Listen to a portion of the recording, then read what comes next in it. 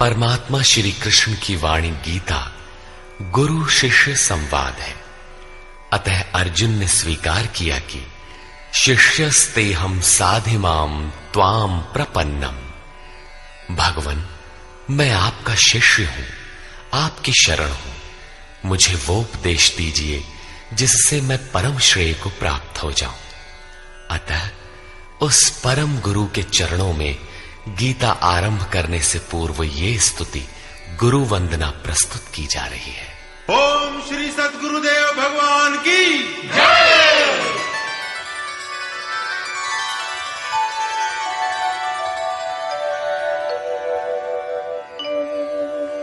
जय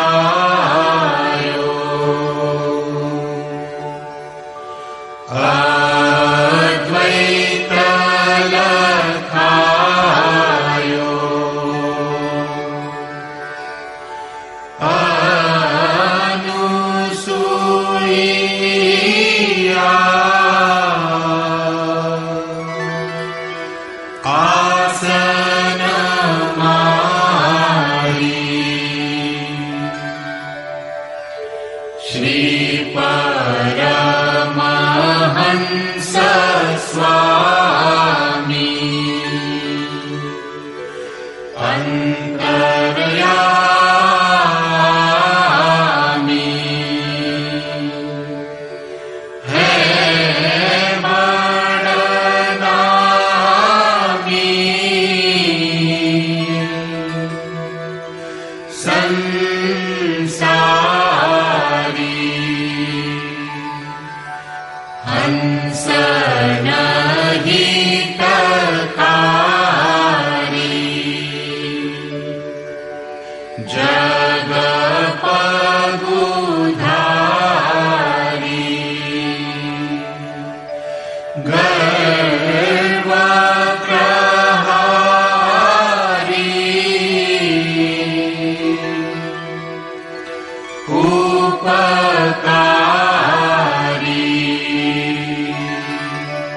सतपंथ चलायो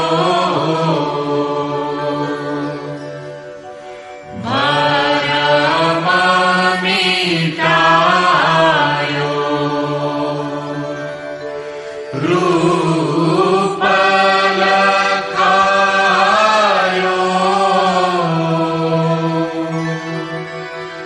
करतारी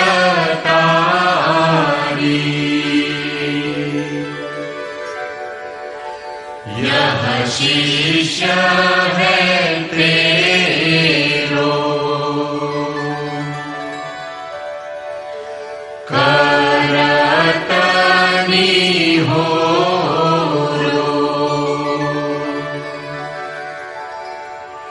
मोह पर हेरो प्रणधारी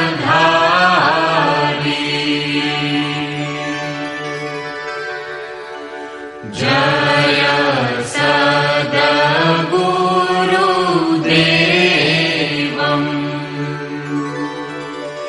परमानन्दम्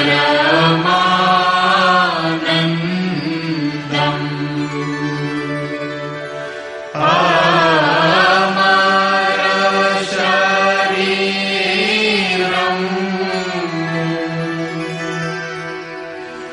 अविकारी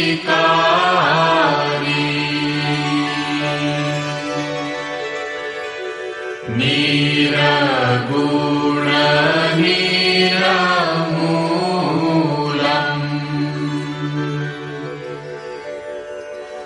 धरीस्थूलम्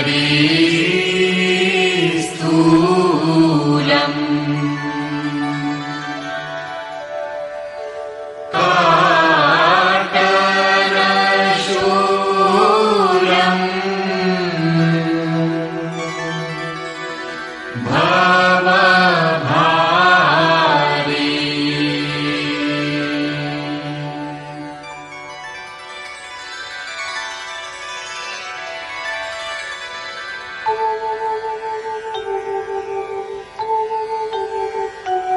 ओम जय गुरुदेव जय गुरुदेव जय गुरुदेव जय गुरुदेव ओम जय गुरुदेव जय गुरुदेव जय गुरुदेव जय गुरुदेव ओम जय गुरुदेव जय गुरुदेव जय गुरुदेव जय गुरुदेव।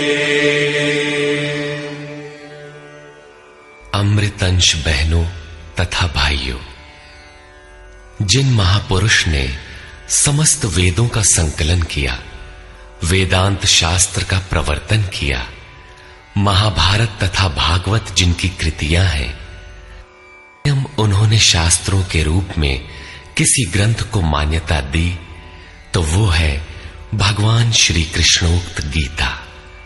तरह तरह की पूजा पद्धतियां, परस्पर विरोधी संगठन धर्म के नाम पर प्रचलित हैं, जबकि धर्म का लक्ष्य है एक परमात्मा की शोध। कल्याण स्वरूप वो परमात्मा एक है, उसे प्राप्त करने की निश्चित क्रिया का पालन धर्म है।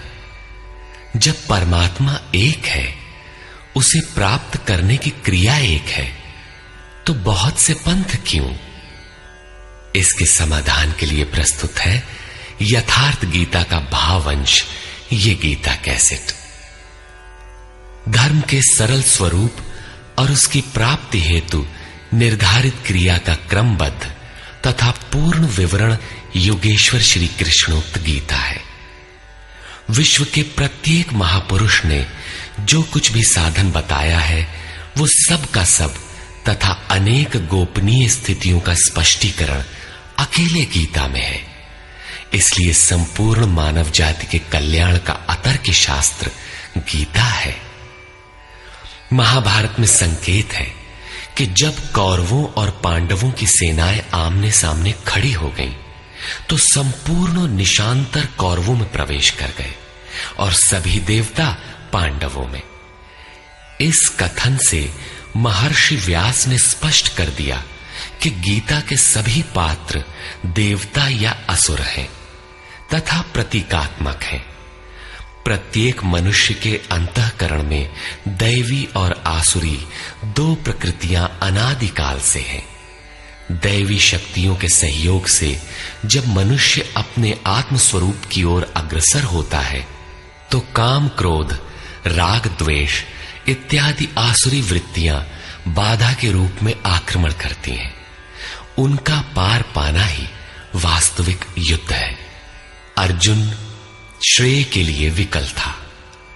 उसकी दृष्टि में श्रेय का उपाय था कुल धर्म, पिंडोदक क्रिया, वर्ण संकर से बचाव, कुल क्षय से बचने के लिए युद्ध न करना इत्यादि। मात्र इतनी सी शंका के समाधान हेतु भगवान को उसे 18 अध्याय गीता समझानी पड़ी। अंत में पूछा कि क्या तेरा मोह नष्ट हुआ? अर्जुन ने स्वीकार किया कि भगवान, मेरा मोह नष्ट हो गया और अब मैं वैसा ही करूंगा जैसा भगवान ने उपदेश दिया है। वस्तुतः ये केवल अर्जुन की शंका नहीं थी, बल्कि मानव मात्र की शंका है कि श्रेय क्या है, उसे कैसे प्राप्त करें। इसलिए स्त्री पुरुष, आबाल वृद्ध, मानव मात्र के लिए गीता के 18 अध्याय का अनुशीलन एवं नियमित पाठ नितांत आवश्यक है, जिससे ब्रह्म विधि की स्मृति सृजित रहे तथा बच्चों में भी इन कल्याणकारी संस्कारों का सृजन हो सके। इस गीता ज्ञान के बिना कोई भी मनुष्य उस ईश्वर के पथ पर नहीं चल सकता। अक्षय सुख, शाश्वत शांति, लोक में समृद्धि तथा मूल शंका समाधान हेतु इन कैसेटों का संकलन किया गया है। इसके नियमित श्रवण से संपूर्ण परिवार तथा स्वजन समुदाय को सुसंस्कृत करें। संसार में कहीं भी मनुष्य हो, उसके लिए गीता सदैव अमृत वाहिनी है। गीता आपका शास्त्र है। गौरव का विषय है कि 5000 वर्ष से भी अधिक अंतराल के बाद श्री कृष्ण का यथार्थ गायन आपके सम्मुख है। जन्म जन्मांतर की रूढ़ियों से ग्रस्त मस्तिष्क को स्वच्छ कर चिंतन के प्रशस्त पथ पर चलने के लिए इन कैसेटों का प्रसारण प्रातः अवश्य करें।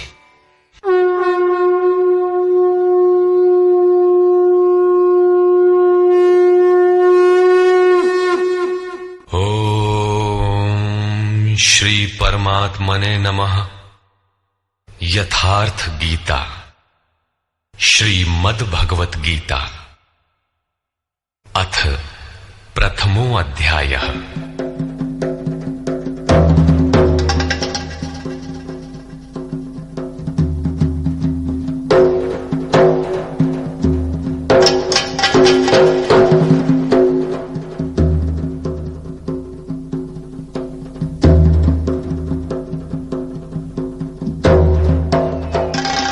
धृतराष्ट्र उवाच।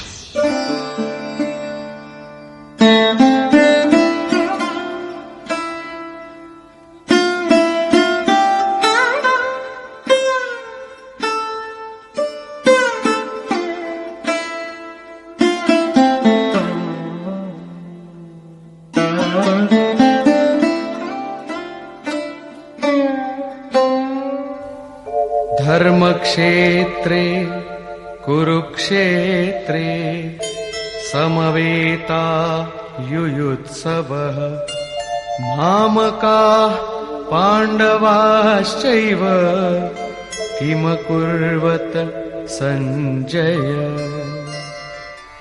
धृतराष्ट्र ने पूछा, हे संजय, धर्म क्षेत्र कुरुक्षेत्र में एकत्र युद्ध की इच्छा वाले मेरे और पांडु के पुत्रों ने क्या किया?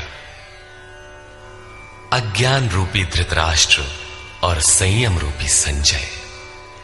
अज्ञान मन के अंतराल में रहता है, अज्ञान से आवृत मन धृतराष्ट्र जन्मांध है, किंतु संयम रूपी संजय के माध्यम से यह देखता है, सुनता है। वो समझता है कि परमात्मा ही सत्य है। फिर भी जब तक इससे उत्पन्न मोह रूपी दुर्योधन जीवित है, इसकी दृष्टि सदैव कौरवों पर रहती है, विकारों पर ही रहती है। धर्म एक क्षेत्र है। जब हृदय देश में दैवी संपत्ति का बाहुल्य होता है तो यह शरीर धर्म क्षेत्र बन जाता है, और जब इसमें आसुरी संपत्ति का बाहुल्य होता है तो यह शरीर कुरुक्षेत्र बन जाता है। कुरु अर्थात करो। ये शब्द आदेशात्मक है। भगवान श्री कृष्ण कहते हैं, प्रकृति से उत्पन्न तीनों गुणों द्वारा परवश होकर मनुष्य कर्म करता है। वो क्षण मात्र भी कर्म किए बिना नहीं रह सकता, गुण उससे करा लेते हैं। तीनों गुण मनुष्य को देवता से कीट पर्यंत शरीरों में ही बांधते हैं। जब तक प्रकृति और प्रकृति से उत्पन्न गुण जीवित हैं, तब तक कुरु लगा रहेगा। अतः जन्म मृत्यु वाला क्षेत्र, विकारों वाला क्षेत्र कुरुक्षेत्र है, और परम धर्म परमात्मा में प्रवेश दिलाने वाली पुण्यमयी प्रवृत्तियों का क्षेत्र धर्म क्षेत्र है। पुरातत्वविद पंजाब में काशी प्रयाग के मध्य तथा अनेकानेक स्थलों पर कुरुक्षेत्र की शोध में लगे हैं, किंतु गीताकार ने स्वयं बताया है कि जिस क्षेत्र में यह युद्ध हुआ वो कहां है। इदम शरीरम कौन्तेय क्षेत्र मित्य भिधीयते। अर्जुन, ये शरीर ही क्षेत्र है, और जो इसको जानता है, इसका पार पा लेता है, वो क्षेत्रज्ञ है। आगे इन्होंने क्षेत्र का विस्तार बताया, जिसमें 10 इंद्रियां, मन, बुद्धि, अहंकार, 5 विकार और 3 गुणों का वर्णन है। शरीर ही क्षेत्र है, एक अखाड़ा है। इसमें लड़ने वाली प्रवृत्तियां 2 हैं, दैवी संपद और आसुरी संपद।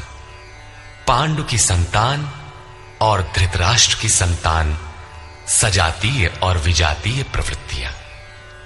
अनुभवी महापुरुष की शरण जाने पर इन दोनों प्रवृत्तियों में संघर्ष का सूत्रपात होता है। ये क्षेत्र क्षेत्रज्ञ का संघर्ष है, और यही वास्तविक युद्ध है।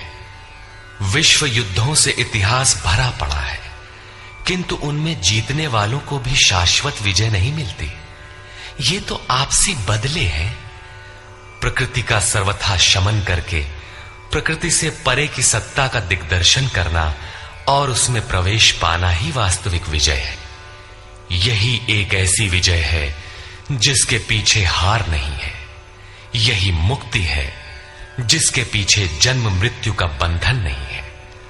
इस प्रकार अज्ञान से आच्छादित प्रत्येक मन संयम के द्वारा जानता है कि क्षेत्र क्षेत्रज्ञ के युद्ध में क्या हुआ। अब जैसा जिसके संयम का उत्थान है, वैसे वैसे उसे दृष्टि आती जाएगी। संजय उवाच।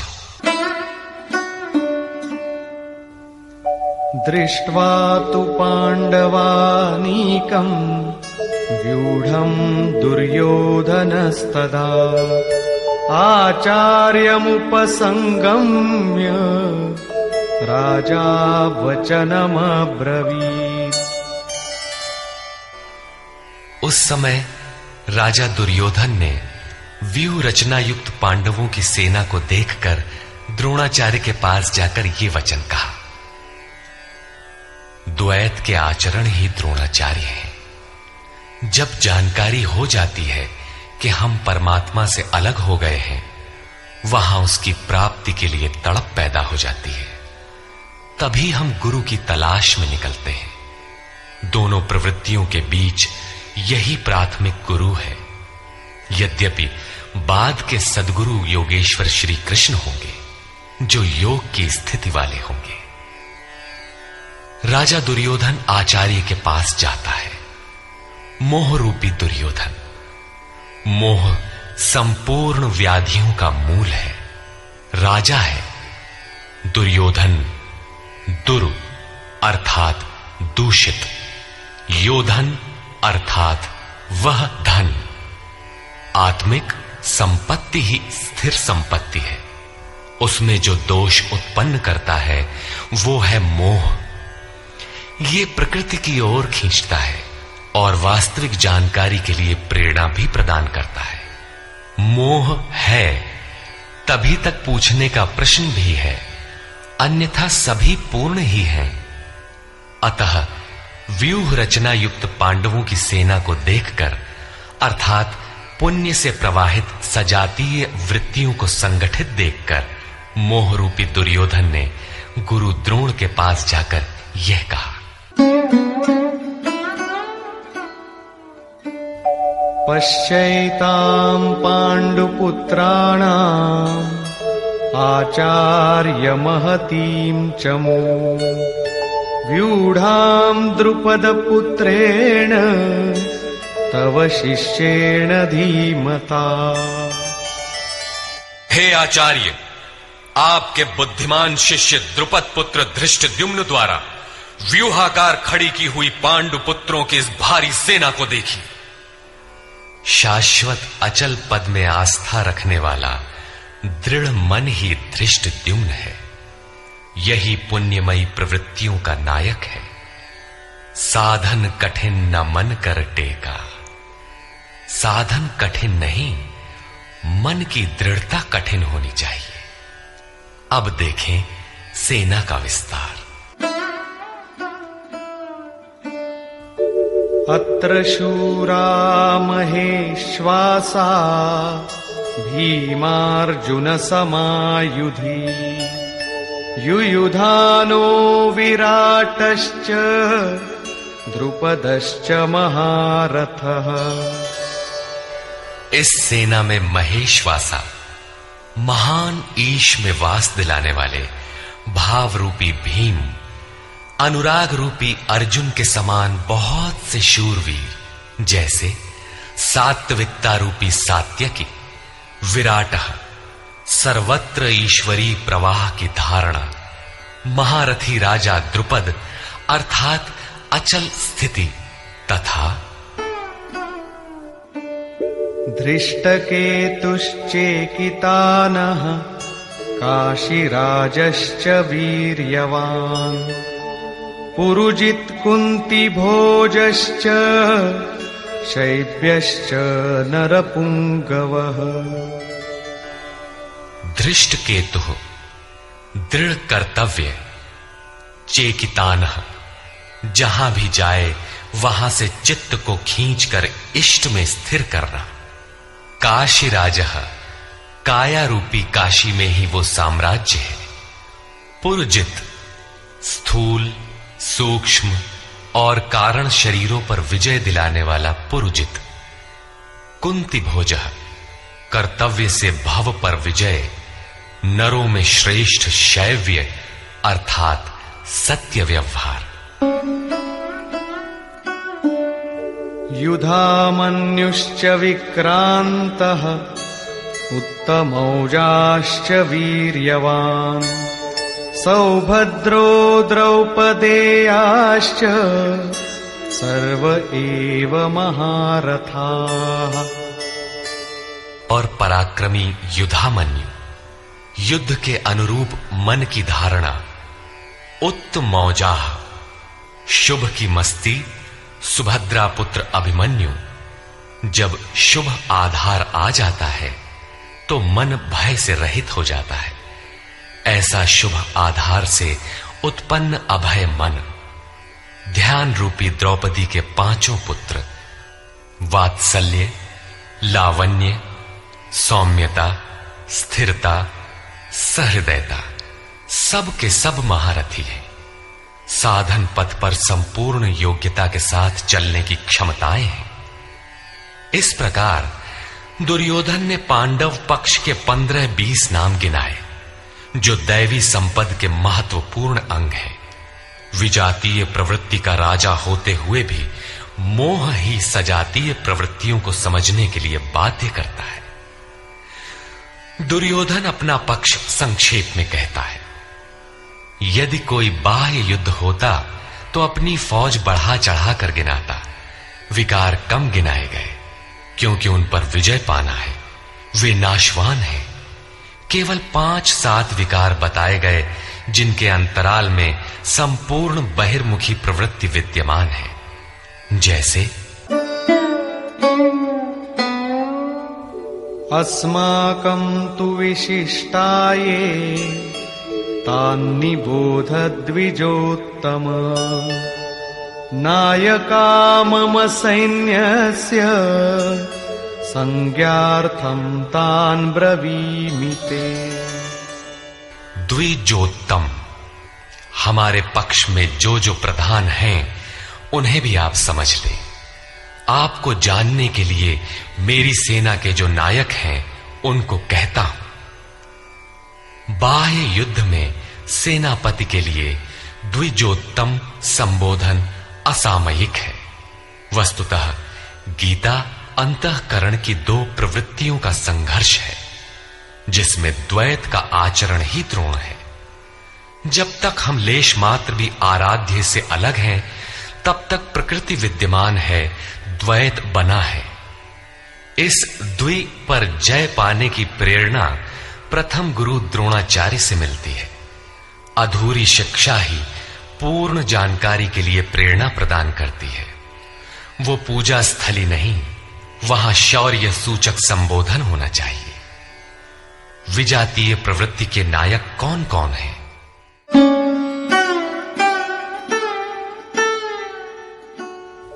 भवान् भीष्मश्च कर्णश्च कृपश्च समितिञ्जयः अश्वत्थामा विकर्णश्च सौमदत्तिस्तथैव च। एक तो स्वयं आप द्वैत के आचरण रूपी द्रोणाचार्य हैं। भ्रम रूपी पितामह भीष्म है। भ्रम इन विकारों का उद्गम है, अंत तक जीवित रहता है, इसलिए पितामह है। समूची सेना मर गई, ये जीवित था। शरशैया पर अचेत था, फिर भी जीवित था। ये है भ्रम रूपी भीष्म। भ्रम अंत तक रहता है। इसी प्रकार विजातीय कर्म रूपी कर्ण तथा संग्राम विजयी कृपाचार्य हैं। साधनावस्था में साधक द्वारा कृपा का आचरण ही कृपाचार्य है।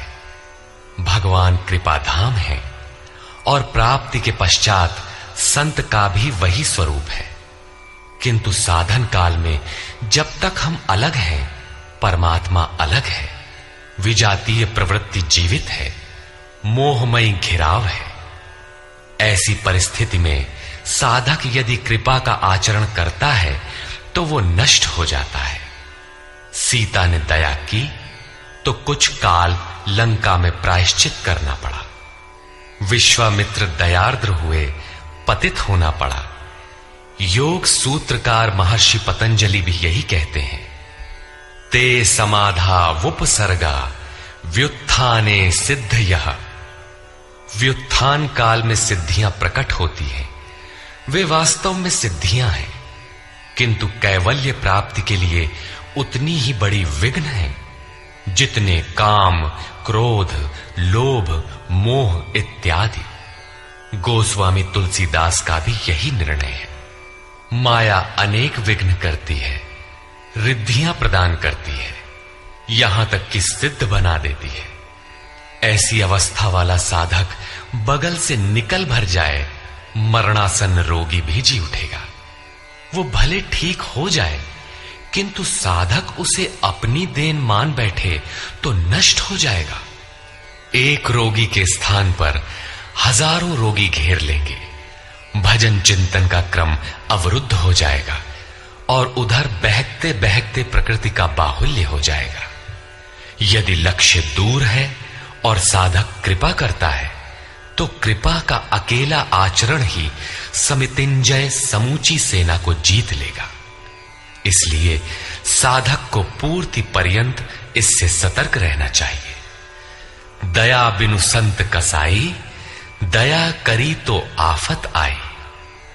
लेकिन अधूरी अवस्था में यह विजातीय प्रवृत्ति का दुर्धर्ष योद्धा है। इसी प्रकार आसक्ति रूपी अश्वत्थामा, विकल्प रूपी विकर्ण और भ्रममयी श्वास ही भूरि श्रवा है। ये सभी बहिर्मुखी प्रवाह के नायक हैं।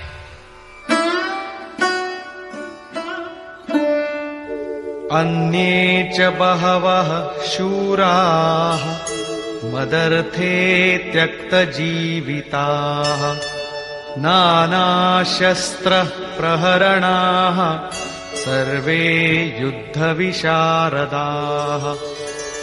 और भी बहुत से शूरवीर अनेक शस्त्रों से युक्त मेरे लिए जीवन की आशा को त्याग कर युद्ध में डटे हैं। सभी मेरे लिए प्राण त्यागने वाले हैं, किंतु उनकी कोई ठोस गणना नहीं है। अब कौन सी सेना किन भावों द्वारा सुरक्षित है, इस पर कहते हैं अपर्याप्तं तदस्माकं बलं भीष्माभिरक्षितम् पर्याप्तं त्विदमेतेषां बलं भीमाभिरक्षितम्। भीष्म द्वारा रक्षित हमारी सेना सब प्रकार से अजेय है और भीम द्वारा रक्षित इन लोगों की सेना जीतने में सुगम है। पर्याप्त और अपर्याप्त जैसे श्लिष्ट शब्द का प्रयोग दुर्योधन की आशंका को व्यक्त करता है। अतः देखना है कि भीष्म कौन सी सत्ता है जिस पर कौरव निर्भर करते हैं, तथा भीम कौन सी सत्ता है जिस पर दैवी संपद संपूर्ण पांडव निर्भर है। दुर्योधन अपनी व्यवस्था देता है कि अयनेषु च सर्वेषु यथा भागमवस्थिताः भीष्ममेवाभिरक्षन्तु भवन्तः सर्व एव हि। इसलिए सब मोर्चों पर अपनी अपनी जगह स्थित रहते हुए आप लोग सबके सब भीष्म की ही सब ओर से रक्षा करें। यदि भीष्म है तो हम अजेय हैं, इसलिए आप पांडवों से न लड़कर केवल भीष्म की ही रक्षा करें। कैसा योद्धा है भीष्म, जो स्वयं अपनी रक्षा नहीं कर पा रहा है, कौरवों को उसकी रक्षा व्यवस्था करनी पड़ रही है। ये कोई बाह्य योद्धा नहीं, ब्रह्म ही भीष्म है। जब तक ब्रह्म जीवित है तब तक विजातीय प्रवृत्तियां कौरव अजेय हैं। अजेय का ये अर्थ नहीं कि जिसे जीता ही ना जा सके, बल्कि अजेय का अर्थ दुर्जय है, जिसे कठिनाई से जीता जा सकता हो। महा अजय संसार रिपु जीत सकई सो वीर। यदि भ्रम समाप्त हो जाए तो अविद्या अस्तित्वहीन हो जाए। मोह इत्यादि जो आंशिक रूप से बचे भी हैं, शीघ्र ही समाप्त हो जाएंगे। भीष्म की इच्छा मृत्यु थी। इच्छा ही भ्रम है। इच्छा का अंत और भ्रम का मिटना एक ही बात है। इसी को संत कबीर ने सरलता से कहा, इच्छा काया इच्छा माया इच्छा जग उपजाया। कह कबीर जे इच्छा विवर्जित ताका पार न पाया। जहां भ्रम नहीं होता वो अपार और अव्यक्त है। इस शरीर के जन्म का कारण इच्छा है। इच्छा ही माया है और इच्छा ही जगत की उत्पत्ति का कारण है। सो कामयत तदैक्षत बहुश्याम प्रजायेय इति। कबीर कहते हैं, जो इच्छाओं से सर्वथा रहित हैं, तिनका पार न पाया। वे अपार अनंत असीम तत्व में प्रवेश पा जाते हैं। यो कामो निष्काम आप्त काम आत्म कामो न तस्य प्राणा उत्क्रामंति ब्रह्म व सन ब्रह्माप्येति। जो कामनाओं से रहित आत्मा में स्थिर आत्म स्वरूप है, उसका कभी पतन नहीं होता। वो ब्रह्म के साथ एक हो जाता है। आरंभ में इच्छाएं अनंत होती है और अंततो गत्वा परमात्म प्राप्ति की इच्छा शेष रहती है। जब ये इच्छा भी पूरी हो जाती है, तब इच्छा भी मिट जाती है। यदि उससे भी बड़ी कोई वस्तु होती तो आप उसकी इच्छा अवश्य करते।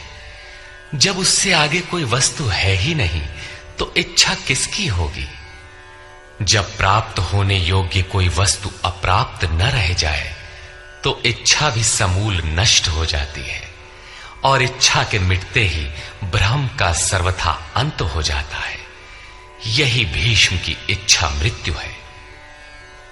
भीम द्वारा रक्षित इन लोगों की सेना जीतने में सुगम है। भाव रूपी भीम, भावे विद्यते देवः। भाव में वो क्षमता है कि अविदित परमात्मा भी विदित हो जाता है। भाववस्य भगवान सुख निधान करुणा अयन। श्री कृष्ण ने इसे श्रद्धा कहकर संबोधित किया है।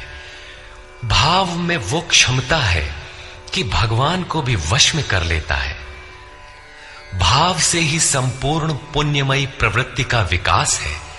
ये पुण्य का संरक्षक है तो इतना बलवान कि परम देव परमात्मा को संभव बनाता है, किंतु साथ ही इतना कोमल भी है कि आज भाव है तो कल अभाव में बदलते देर नहीं लगती। इष्ट में लेश मात्र भी त्रुटि प्रतीत होने पर भाव डगमगा जाता है। पुण्यमयी प्रवृत्ति विचलित हो उठती है, इष्ट से संबंध टूट जाता है। इसलिए भीम द्वारा रक्षित इन लोगों की सेना जीतने में सुगम है। महर्षि पतंजलि का भी यही निर्णय है।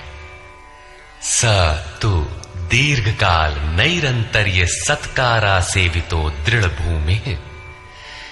दीर्घ काल तक निरंतर श्रद्धा भक्ति पूर्वक किया हुआ साधन ही दृढ़ हो पाता है।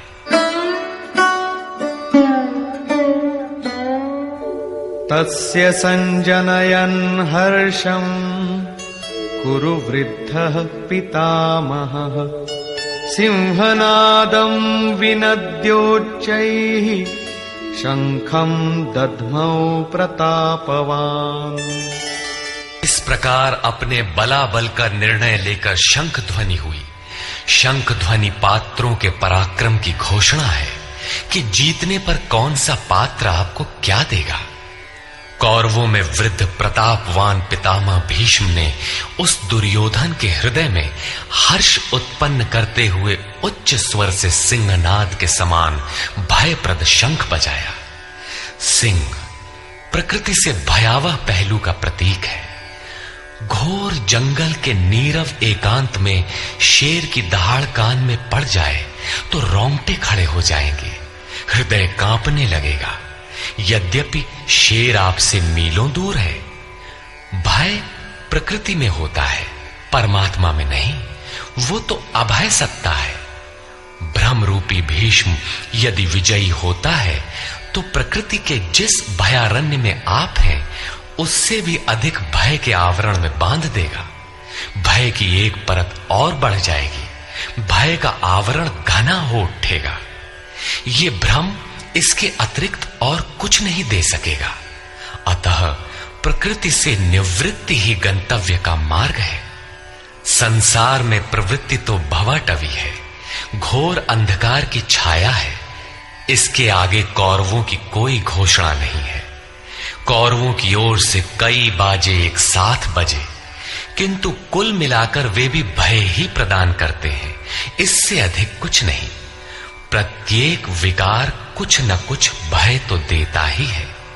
इसलिए उन्होंने भी घोषणा की, ततः शंखाश्च भैर्यश्च पणवानक गोमुखाः सहसैवाभ्यहन्यन्त सशब्दस्तु मूलोऽभवत्। तदनंतर अनेक शंख, नगारे, ढोल और नरसिंहादि बाजे एक साथ ही बजे। उनका शब्द भी बड़ा भयंकर हुआ। भय का संचार करने के अतिरिक्त कौरवों की कोई घोषणा नहीं है। बहिर्मुखी विजातीय प्रवृत्ति सफल होने पर मोहमय बंधन और घना कर देती है। अब पुण्यमयी प्रवृत्तियों की ओर से घोषणाएं हुई, जिनमें पहली घोषणा योगेश्वर श्री कृष्ण की है।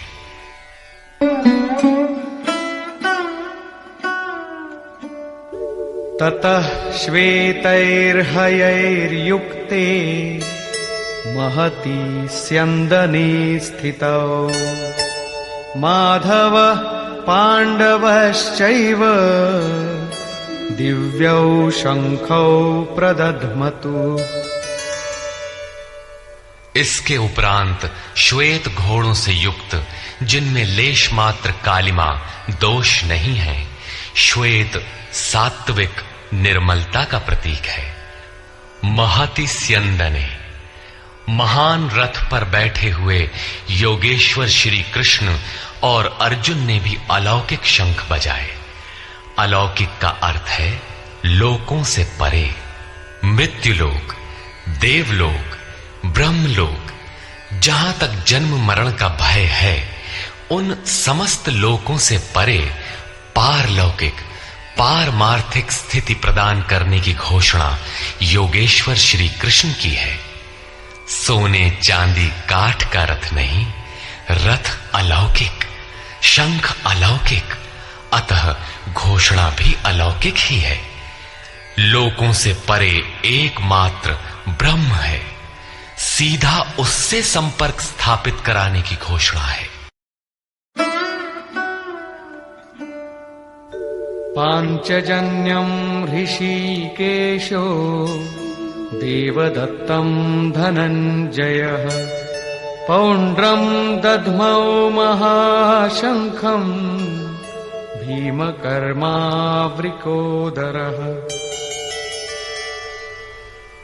ऋषिकेशः, जो हृदय के सर्वस्व ज्ञाता है, उन कृष्ण ने 5 जन्य शंख बजाया। पांचों ज्ञानेंद्रियों को पंच तन्मात्राओं शब्द, स्पर्श, रूप, रस, गंध के रसों से समेटकर अपने जन भक्त की श्रेणी में ढालने की घोषणा की। विकराल रूप से बहकती हुई इंद्रियों को समेटकर उन्हें अपने सेवक की श्रेणी में खड़ा कर देना हृदय से प्रेरक सद्गुरु की देन है। श्री कृष्ण एक योगेश्वर सद्गुरु थे। शिष्यस्तेहम्, भगवन मैं आपका शिष्य हूं। बाह्य विषय वस्तुओं को छोड़कर ध्यान में इष्ट के अतिरिक्त दूसरा न देखें, दूसरा न सुने, न दूसरे का स्पर्श करें। ये सद्गुरु के अनुभव संचार पर निर्भर करता है। देवदत्तम धनंजयः, दैवी संपत्ति को अधीन करने वाला अनुराग ही अर्जुन है। इष्ट के अनुरूप लगाव, जिसमें विरह, वैराग्य, अश्रुपात हो। गदगद गिरा नयन बह नीरा, रोमांच हो। इष्ट के अतिरिक्त अन्य विषय वस्तु का लेश मात्र टकराव न होने पाए, उसी को अनुराग कहते हैं। यदि ये सफल होता है तो परम देव परमात्मा में प्रवेश दिलाने वाली दैवी संपद पर आधिपत्य प्राप्त कर लेता है। इसी का दूसरा नाम धनंजय भी है। एक धन तो बाहरी संपत्ति है, जिससे शरीर निर्वाह की व्यवस्था होती है। आत्मा से इसका कोई संबंध नहीं है। इससे परे स्थिर आत्मिक संपत्ति ही निज संपत्ति है। बृहदारण्य कोपनिषद में याज्ञवल्क्य ने मैत्रेयी को यही समझाया कि धन से संपन्न पृथ्वी के स्वामित्व से भी अमृतत्व की प्राप्ति नहीं हो सकती। उसका उपाय आत्मिक संपत्ति है। भयानक कर्म वाले भीमसेन ने पौंड्र अर्थात प्रीति नामक महाशंख बजाया। भाव का उद्गम और निवास स्थान हृदय है, इसलिए इसका नाम वृकोदर है। आपका भाव लगाव बच्चे में होता है, किंतु वस्तुतः वो लगाव आपके हृदय में है, जो बच्चे में जाकर मूर्त होता है। ये भाव अथाह और महान बलशाली है। उसने प्रीति नामक महाशंख बजाया। भाव में ही वो प्रीति निहित है, इसीलिए भीम ने पौंड्र प्रीति नामक महाशंख बजाया। भाव महान बलवान है, किंतु प्रीति संचार के माध्यम से। हरि व्यापक सर्वत्र समाना, प्रेम ते प्रकट हो ही मैं जाना।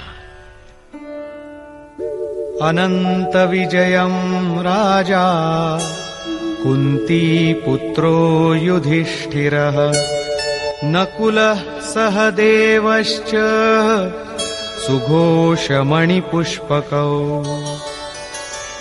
कुंती पुत्र राजा युधिष्ठिर ने अनंत विजय नामक शंख बजाया। कर्तव्य रूपी कुंती और धर्म रूपी युधिष्ठिर।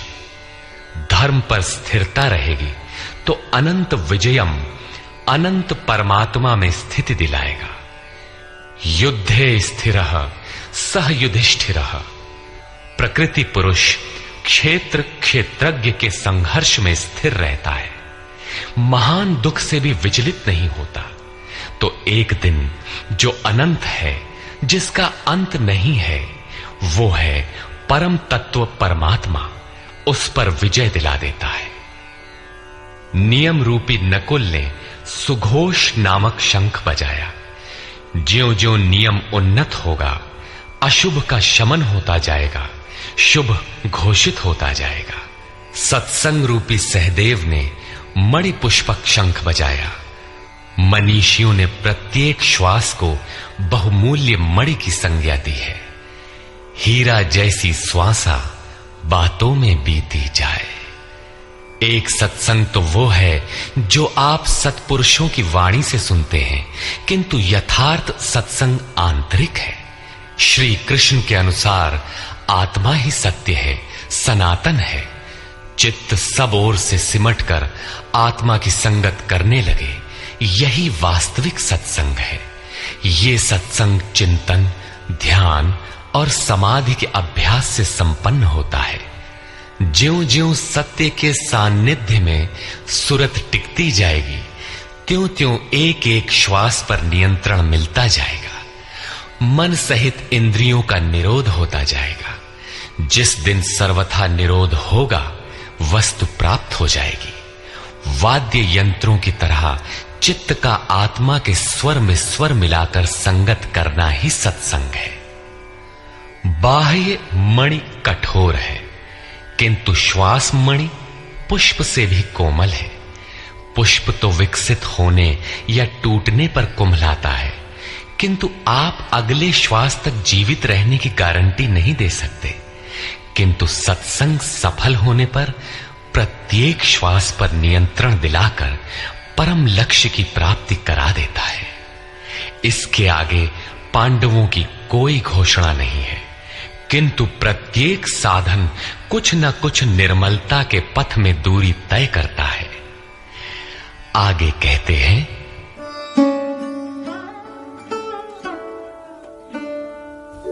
काश्यश्च परमेश्वासः शिखण्डी च महारथः धृष्टद्युम्नो विराटश्च सात्यकिश्चापराजितः। काया रूपी काशी। पुरुष जब सब ओर से मन सहित इंद्रियों को समेटकर काया में ही केंद्रित करता है, तो परमेश्वासः परम ईश में वास का अधिकारी हो जाता है। परम ईश में वास दिलाने में सक्षम काया ही काशी है। काया में ही परम ईश का निवास है। परमेश्वास का अर्थ श्रेष्ठ धनुष वाला नहीं, बल्कि परम धन ईश धन वास है। शिखा सूत्र का त्याग ही शिखंडी है। आजकल लोग सिर के बाल कटा लेते हैं और सूत्र के नाम पर गले की जनेऊ हटा लेते हैं, अग्नि जलाना छोड़ देते हैं। हो गया सन्यास उनका। नहीं, वस्तुतः शिखा लक्ष्य का प्रतीक है जिसे आपको पाना है, और सूत्र है संस्कारों का। जब तक आगे परमात्मा को पाना शेष है, पीछे संस्कारों का सूत्रपात लगा हुआ है, तब तक त्याग कैसा, सन्यास कैसा? अभी तो चलने वाले पथिक हैं। जब प्राप्तव्य प्राप्त हो जाए, पीछे लगे हुए संस्कारों की डोर कट जाए, ऐसी अवस्था में ब्रह्म सर्वथा शांत हो जाता है। इसलिए शिखंडी ही ब्रह्म रूपी भीष्म का विनाश करता है। शिखंडी चिंतन पथ की विशिष्ट योग्यता है, महारथी है। धृष्टद्युम्न दृढ़ और अचल मन तथा विराटः सर्वत्र विराट ईश्वर का प्रसार देखने की क्षमता इत्यादि दैवी संपद के प्रमुख गुण हैं। सात्विकता ही सात्य की है। सत्य के चिंतन की प्रवृत्ति अर्थात सात्विकता यदि बनी है तो कभी गिरावट नहीं आने पाएगी, इस संघर्ष में पराजित नहीं होने देगी। द्रुपदो द्रौपदेयाश्च सर्वशः पृथिवीपते सौभद्रश्च महाबाहुः शंखान् दद्मुः पृथक् पृथक्। अचल पददायक द्रुपद और ध्यान रूपी द्रौपदी के पांचों पुत्र सहृदयता, वात्सल्य, लावण्य, सौम्यता इत्यादि साधन में महान सहायक महारथी हैं तथा बड़ी भुजा वाला अभिमन्यु, इन सब ने पृथक पृथक शंख बजाए। भुजा कार्यक्षेत्र का प्रतीक है। जब मन भय से रहित हो जाता है तो उसकी पहुंच दूर तक हो जाती है। हे राजन, इन सब ने अलग अलग शंख बजाए, कुछ न कुछ दूरी सभी तय कराते हैं। इनका पालन आवश्यक है, इसलिए इनके नाम गिनाए। इसके अतिरिक्त कुछ दूरी ऐसी भी है जो मन बुद्धि से परे है। भगवान स्वयं ही अंतःकरण में विराज कर तय कराते हैं। इधर दृष्टि बनकर आत्मा से खड़े हो जाते हैं और सामने स्वयं खड़ा होकर अपना परिचय करा लेते हैं। सघोषो धार्तराष्ट्राणाम् हृदयानि व्यदारयत् नभश्च पृथिवीं चैव तुमुलो व्यनुनादयन्। उस घोर शब्द ने आकाश और पृथ्वी को भी शब्दायमान करते हुए धृतराष्ट्र पुत्रों के हृदय विदीर्ण कर दिए। सेना तो पांडवों की ओर भी थी, किंतु हृदय विदीर्ण हुए धृतराष्ट्र पुत्रों के। वस्तुतः पांचजन्य दैवी शक्ति पर आधिपत्य, अनंत पर विजय, अशुभ का शमन और शुभ की घोषणा धारावाही होने लगे तो कुरुक्षेत्र आसुरी संपद, बहिर्मुखी प्रवृत्तियों का हृदय विदीर्ण हो जाएगा। उनका बल शनैः शनैः क्षीण होने लगता है। सर्वथा सफलता मिलने पर मोहमयी प्रवृत्तियां सर्वथा शांत हो जाती हैं।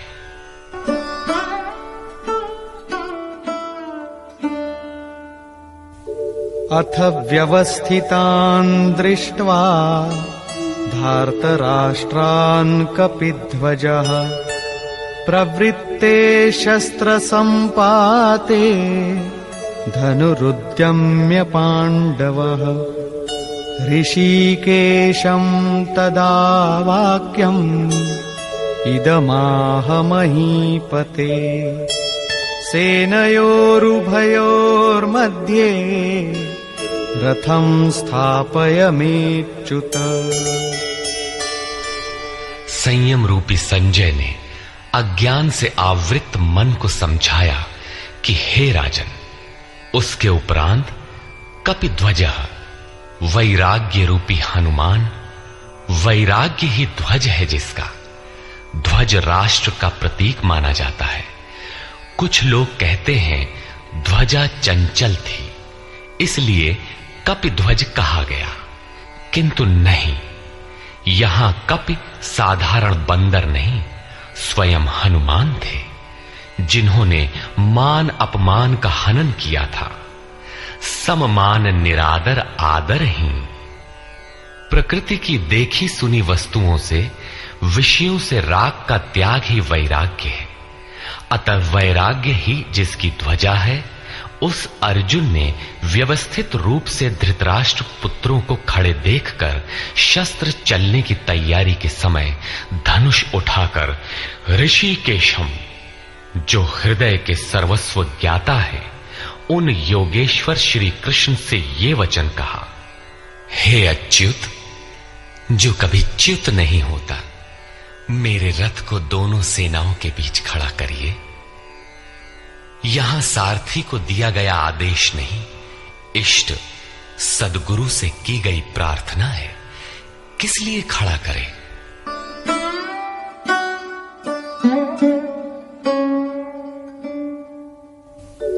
यावदेतान् निरीक्षेऽहम् योद्धुकामानवस्थितान् कैर्मया सह योद्धव्यम् अस्मिन् रणसमुद्यमे। जब तक मैं इन स्थित हुए युद्ध की कामना वालों को अच्छी प्रकार देख न लूं कि इस युद्ध के उद्योग में मुझे किन किन के साथ युद्ध करना योग्य है, इस युद्ध व्यापार में मुझे किन किन के साथ युद्ध करना है। योत्स्यमानान् वेक्षेऽहम् य एतेऽत्र समागताः धार्तराष्ट्रस्य दुर्बुद्धेर्युद्धे प्रियचिकीर्षवः।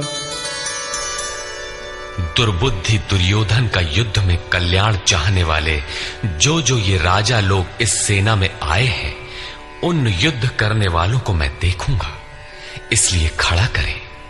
मोह रूपी दुर्योधन, मोहमयी प्रवृत्तियों का कल्याण चाहने वाले जो राजा इस युद्ध में आए हैं, उनको मैं देख लूं। संजय उवाच।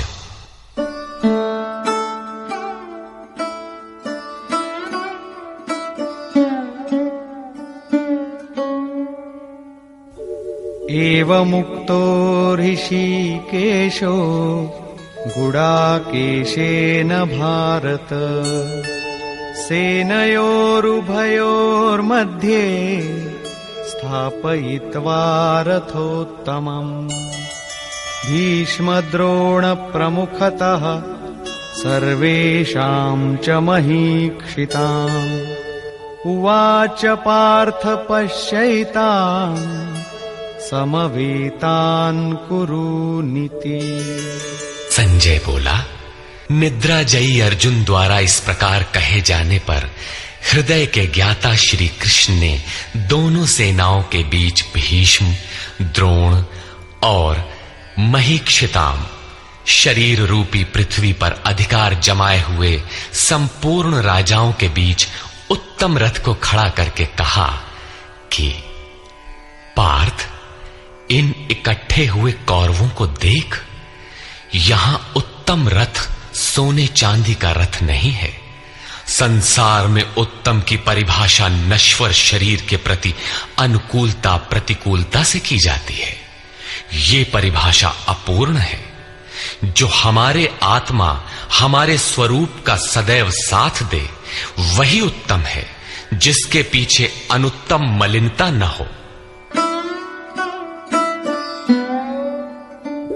तत्रापश्यत् स्थितान् पार्थः पितॄनथ पितामहान् आचार्यान् मातुलान् भ्रातॄन् पुत्रान् पौत्रान् सखींस्तथा श्वशुरान् सुहृदश्चैव सेनयोरुभयोरपि।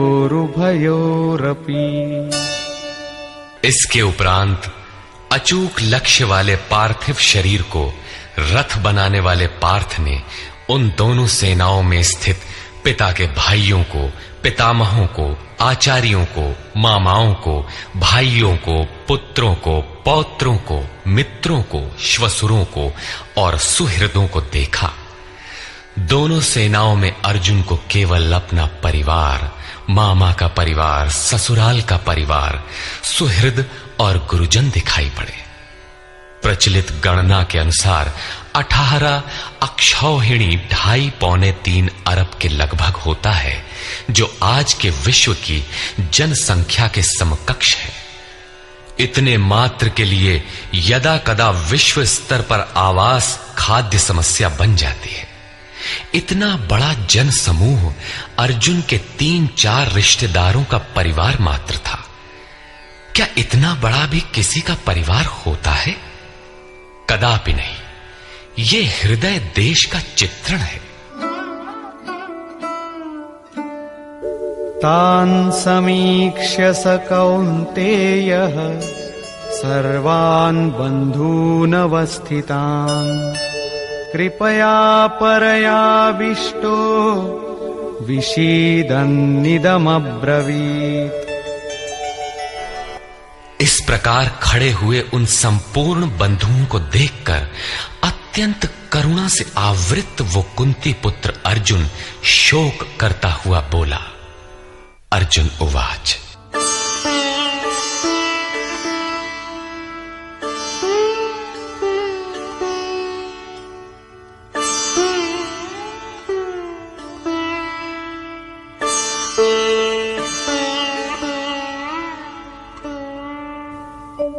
दृष्ट्वेमं स्वजनं कृष्ण युयुत्सुं समुपस्थितम् सीदन्ति मम गात्राणि मुखं च परिशुष्यति वेपथुश्च शरीरे मे रोमहर्षश्च जायते।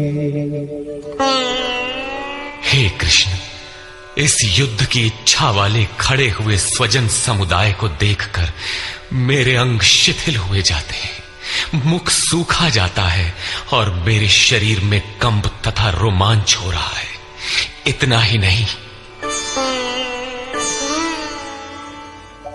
गांडीवं स्रंसते हस्तात् त्वक्चैव परिदह्यते न च शक्नोम्यवस्थातुम् भ्रमतीव च मे मनः। हाथ से गांडीव गिरता है, त्वचा भी जल रही है। अर्जुन को ज्वर सा हो आया, संतप्त हो उठा कि ये कैसा युद्ध है जिसमें स्वजन ही खड़े हैं। अर्जुन को भ्रम हो गया। वो कहता है, अब मैं खड़ा रह पाने में भी अपने को असमर्थ पा रहा हूं। अब आगे देखने की सामर्थ्य नहीं है। निमित्तानि च पश्यामि विपरीतानि केशव न च श्रेयोनुपश्यामि हत्वा स्वजनमाहवे। हे केशव, इस युद्ध का लक्षण भी विपरीत ही देखता हूं। युद्ध में अपने कुल को मारकर परम कल्याण भी नहीं देखता हूं। कुल को मारने से कल्याण कैसे होगा?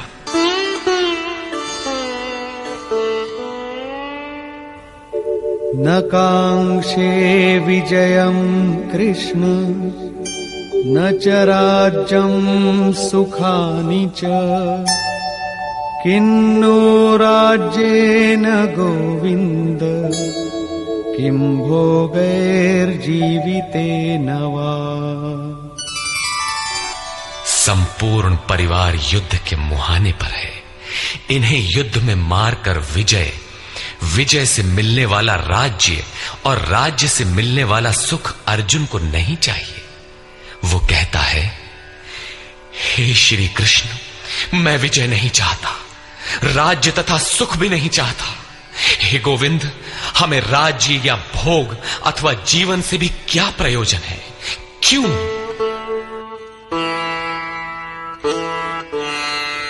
येषामर्थे काङ्क्षितं नो राज्यं भोगाः सुखानि च तैमेव स्थिता युद्धे प्राणांस् त्यक्त्वा धनानि च।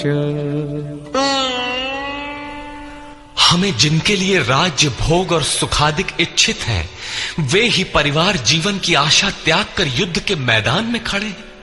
हमें राज्य इच्छित था तो परिवार को लेकर, भोग सुख और धन की पिपासा थी तो स्वजन और परिवार के साथ उन्हें भोगने की थी।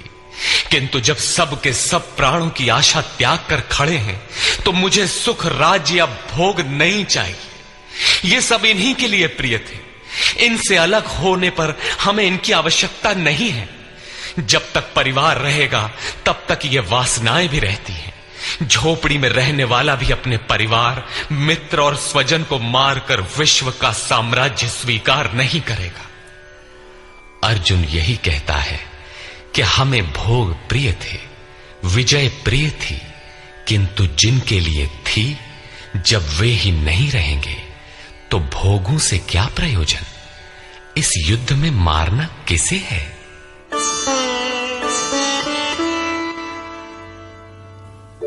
आचार्याः पितरः पुत्राः तथैव च पितामहाः मातुलाः श्वशुराः पौत्राः शालाः सम्बन्धिनस्तथा।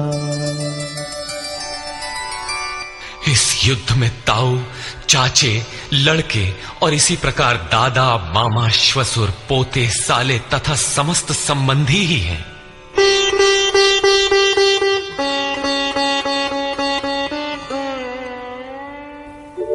एतान्न हन्तुमिच्छामि घ्नतोऽपि मधुसूदन अपि त्रैलोक्यराज्यस्य हेतो किन्नु मही कृते। हे मधुसूदन, मुझे मारने पर भी अथवा 3 लोक के राज्य के लिए भी मैं इन सबको मारना नहीं चाहता। फिर पृथ्वी के लिए कहना ही क्या? 18 अक्षौहिणी सेना में अर्जुन को अपना परिवार ही दिखाई पड़ा। इतने अधिक स्वजन वास्तव में क्या हैं? वस्तुतः अनुराग ही अर्जुन है। भजन के आरंभ में प्रत्येक अनुरागी के समक्ष यही समस्या रही है। सभी चाहते हैं कि हम भजन करें, उस परम सत्य को पालें, किंतु किसी अनुभवी सद्गुरु के संरक्षण में कोई अनुरागी जब क्षेत्रज्ञ के संघर्ष को समझता है कि हमें किन से लड़ना है, तो वो हताश हो जाता है। वो चाहता है कि हमारे पिता का परिवार, ससुराल का परिवार, मामा का परिवार, सुहृद, मित्र और गुरुजन साथ रहे, सभी सुखी रहें और इन सब की व्यवस्था करते हुए हम परमात्म स्वरूप की प्राप्ति भी कर लें। किंतु जब वो समझता है कि आराधना में अग्रसर होने के लिए परिवार छोड़ना होगा, इन संबंधों का मोह समाप्त करना होगा, तो वो अधीर हो उठता है। पूज्य महाराज जी कहा करते थे, मरना और साधु होना बराबर है। साधु के लिए सृष्टि में दूसरा कोई जीवित है भी, किंतु घर वालों के नाम पर कोई नहीं है। यदि कोई है तो लगाव है, मोह समाप्त कहां हुआ? जहां तक लगाव है उसका पूर्ण त्याग, उस लगाव के सअस्तित्व मिटने पर ही उसकी विजय है। इन संबंधों का प्रसार ही तो जगत है, अन्यथा जगत में हमारा क्या है? तुलसीदास कह चिद विलास जग, बूझत बूझत बूझ है। मन का प्रसार ही जगत है। योगेश्वर कृष्ण ने भी मन के प्रसार को ही जगत कहकर संबोधित किया। जिसने इसके प्रभाव को रोक लिया, उसने चराचर जगत ही जीत लिया। इहैव तैर्जितः सर्गो येषां साम्ये स्थितम मनः। केवल अर्जुन अधीर था ऐसी बात नहीं है। अनुराग सबके हृदय में है। प्रत्येक अनुरागी अधीर होता है, उसे संबंधी याद आने लगते हैं। पहले वो सोचता था कि भजन से कुछ लाभ होगा तो ये सब सुखी होंगे, इनके साथ रहकर उसे भोगेंगे। जब ये साथ ही नहीं रहे तो सुख लेकर क्या करेंगे। अर्जुन की दृष्टि राज्य सुख तक ही सीमित थी। वो त्रिलोकी के साम्राज्य को ही सुख की पराकाष्ठा समझता था। इसके आगे भी कोई सत्य है, इसकी जानकारी अर्जुन को अभी नहीं है। निहत्य धार्तराष्ट्रान्नः का प्रीति स्याज्जनार्दन पापमेवाश्रयेदस्मान् हत्वैतानाततायिनः। हे जनार्दन, धृतराष्ट्र के पुत्रों को मारकर भी हमें क्या प्रसन्नता होगी। जहां धृतराष्ट्र अर्थात धृष्टता का राष्ट्र है, उससे उत्पन्न मोह रूपी दुर्योधन इत्यादि को मारकर भी हमें क्या प्रसन्नता होगी। इन आतताइयों को मारकर हमें पाप ही तो लगेगा। जो जीवन यापन के तुच्छ लाभ के लिए अनीति अपनाता है वो आतताई कहलाता है, किंतु वस्तुतः इससे भी बड़ा आतताई वो है जो आत्मा के पथ में अवरोध उत्पन्न करता है। आत्मदर्शन में बाधक काम, क्रोध, लोभ, मोह आदि का समूह ही आतताई है।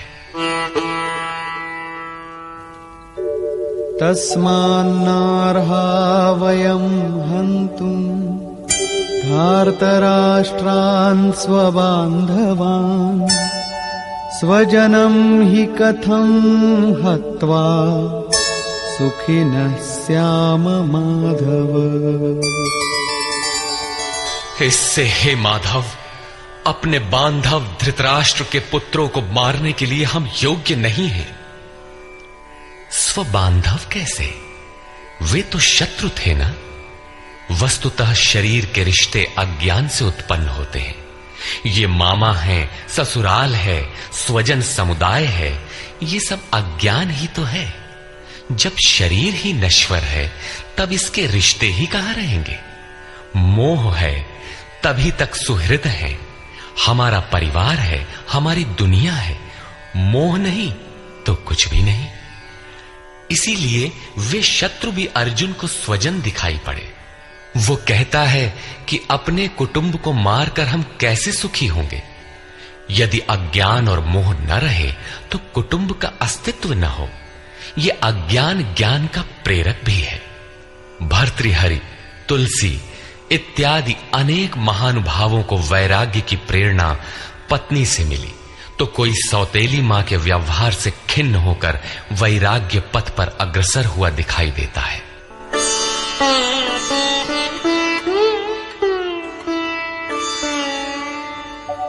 यद्यप्येतेन पश्यन्ति लोभोपहत चेतसः कुलक्षयकृतं दोषम् मित्रद्रोहे च पातकम्। यद्यपि लोभ से भ्रष्ट चित्त हुए ये लोग कुल नाश के दोष और मित्र द्रोह के पाप को नहीं देखते हैं, ये उनकी कमी है। फिर भी कथं न ज्ञेयमस्माभिः पापादस्मान्निवर्तितुम् कुलक्षयकृतं दोषं प्रपश्यद्भिर्जनार्दन। हे जनार्दन, कुल नाश से होने वाले दोषों को जानने वाले हम लोगों को इस पाप से हटने के लिए क्यों नहीं विचार करना चाहिए। मैं ही पाप करता हूं ऐसी बात नहीं, आप भी भूल करने जा रहे हैं। कृष्ण पर भी आरोप लगाया। अभी वो समझ में अपने को कृष्ण से कम नहीं मानता। प्रत्येक नया साधक सद्गुरु की शरण जाने पर इसी प्रकार तर्क करता है और अपने को जानकारी में कम नहीं समझता।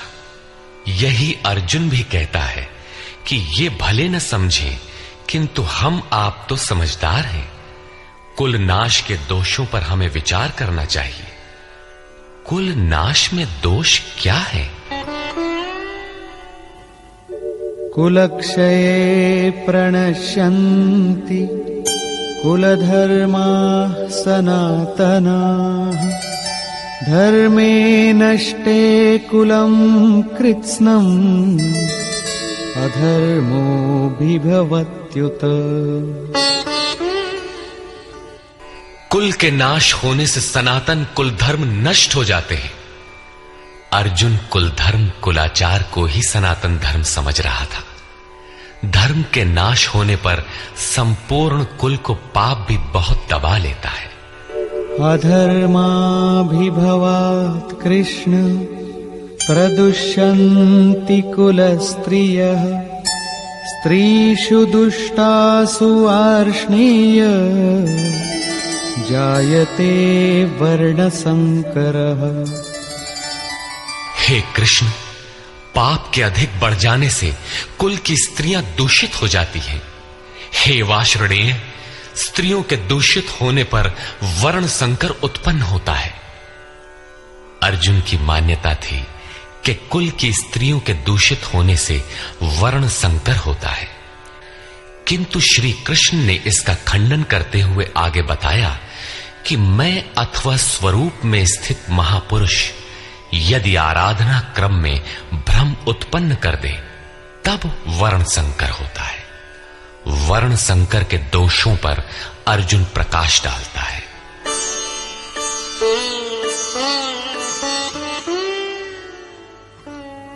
संकरो नरकायैव कुलघ्नानां कुलस्य च पतन्ति पितरो येषां लुप्तपिण्डोदकक्रियाः।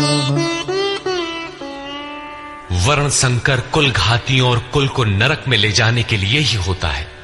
लुप्त हुई पिंड क्रिया वाले इनके पितर लोग भी गिर जाते हैं।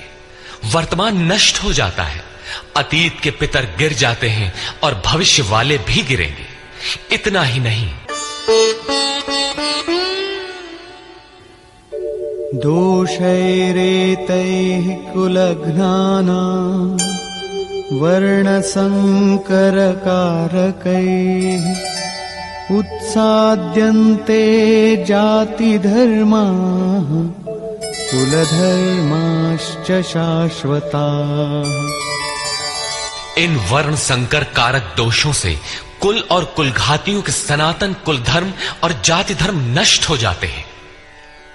अर्जुन मानता था कि कुल धर्म सनातन है, कुल धर्म ही शाश्वत है, किंतु श्री कृष्ण ने इसका खंडन किया और आगे बताया कि आत्मा ही सनातन शाश्वत धर्म है। वास्तविक सनातन धर्म को जानने से पहले मनुष्य धर्म के नाम पर किसी न किसी रूढ़ि को जानता है। ठीक इसी प्रकार अर्जुन भी जानता है, जो कृष्ण के शब्दों में एक रूढ़ि है। उत्सन्न कुलधर्माणां मनुष्याणां जनार्दन नरके नियतं वासो भवतीत्यनुशुश्रुमा। हे जनार्दन, नष्ट हुए कुल धर्म वाले मनुष्यों का अनंत काल तक नरक में वास होता है, ऐसा हमने सुना है। कुल धर्म ही नहीं नष्ट होता, बल्कि शाश्वत सनातन धर्म भी नष्ट हो जाता है।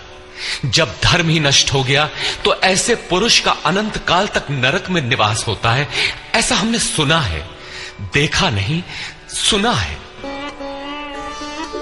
अहो बत महत् पापं कर्तुं व्यवसिता वयम् यद्राज्य सुखलोभेन हन्तुं स्वजनमुद्यताः। अहो, शोक है कि हम लोग बुद्धिमान होकर भी महान पाप करने को तैयार हुए हैं। राज्य और सुख के लोभ से अपने कुल को मारने के लिए उद्यत हुए हैं। अभी अर्जुन अपने को कम ज्ञाता नहीं समझता। आरंभ में प्रत्येक साधक इसी प्रकार बोलता है। महात्मा बुद्ध का कथन है कि मनुष्य जब अधूरी जानकारी रखता है तो अपने को महान ज्ञानी समझता है, और जब आधे से आगे की जानकारी हासिल करने लगता है तो अपने को महान मूर्ख समझता है। ठीक इसी प्रकार अर्जुन भी अपने को ज्ञानी ही समझता है। वो कृष्ण को ही समझाता है कि उस पाप से परम कल्याण हो, ऐसी बात भी नहीं। केवल राज्य और सुख के लोभ में पड़कर हम लोग कुल नाश करने को उद्यत हुए हैं। महान भूल कर रहे हैं। हम ही भूल कर रहे हैं, ऐसी बात नहीं, आप भी भूल कर रहे हैं। एक धक्का कृष्ण को भी दिया। अंत में अर्जुन अपना निर्णय देता है। यदि माम प्रतीकारम् अशस्त्रम् शस्त्रपाणयः धार्तराष्ट्रारणे हन्युः तन्मे क्षेमतरम् भवेत्। यदि मुझ शस्त्र रहित न सामना करने वाले को शस्त्रधारी धृतराष्ट्र के पुत्र रण में मारे तो उनका वो मारना भी मेरे लिए अति कल्याणकारक होगा। इतिहास तो कहेगा कि अर्जुन समझदार था, जिसने अपनी बलि देकर युद्ध बचा लिया। लोग प्राणों की आहुति दे डालते हैं कि भोले भाले मासूम बच्चे सुखी रहे, कुल तो बचा रहे। मनुष्य विदेश चला जाए, वैभव पूर्ण प्रासाद में रहे, किंतु 2 दिन बाद उसे अपनी छोड़ी हुई झोपड़ी याद आने लगती है। मोह इतना प्रबल होता है। इसीलिए अर्जुन कहता है कि शस्त्रधारी धृतराष्ट्र के पुत्र मुझ न प्रतिकार करने वाले को रण में मार दें, तब भी वो मेरे लिए अति कल्याणकारी होगा, ताकि लड़के तो सुखी रहें। संजय उवाच।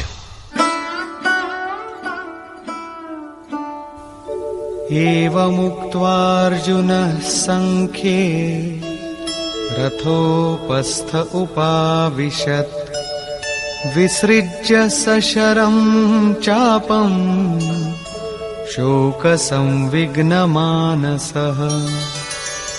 संजय बोला कि रणभूमि में शोक से उद्विग्न मन वाला अर्जुन इस प्रकार कहकर बाण सहित धनुष को त्याग कर रथ के पिछले भाग में बैठ गया, अर्थात क्षेत्र क्षेत्रज्ञ के संघर्ष में भाग लेने से पीछे हट गया। निष्कर्ष, गीता क्षेत्र क्षेत्रज्ञ के युद्ध का निरूपण है। यह ईश्वरीय विभूतियों से संपन्न भगवत स्वरूप को दिखाने वाला गायन है। यह गायन जिस क्षेत्र में होता है वह युद्ध क्षेत्र शरीर है, जिसमें 2 प्रवृत्तियां हैं, धर्म क्षेत्र और कुरुक्षेत्र।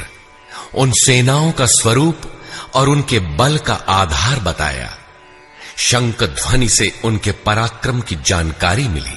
तदनंतर जिस सेना से लड़ना है उसका निरीक्षण हुआ, जिसकी गणना 18 अक्षौहिणी अर्थात लगभग 6.5 अरब कही जाती है, किंतु वस्तुतः वे अनंत है। प्रकृति के दृष्टिकोण 2 हैं, एक इष्टोन्मुखी प्रवृत्ति दैवी संपद, दूसरी बहिर्मुखी प्रवृत्ति आसुरी संपद। दोनों प्रकृति ही हैं।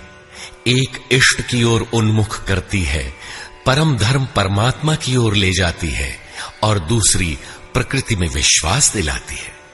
पहले दैवी संपद को साध कर आसुरी संपद का अंत किया जाता है, फिर शाश्वत सनातन परब्रह्म के दिग्दर्शन और उसमें स्थिति के साथ दैवी संपद की आवश्यकता शेष हो जाती है। युद्ध का परिणाम निकल आता है। अर्जुन को सैन्य निरीक्षण में अपना परिवार ही दिखाई पड़ता है, जिसे मारना है।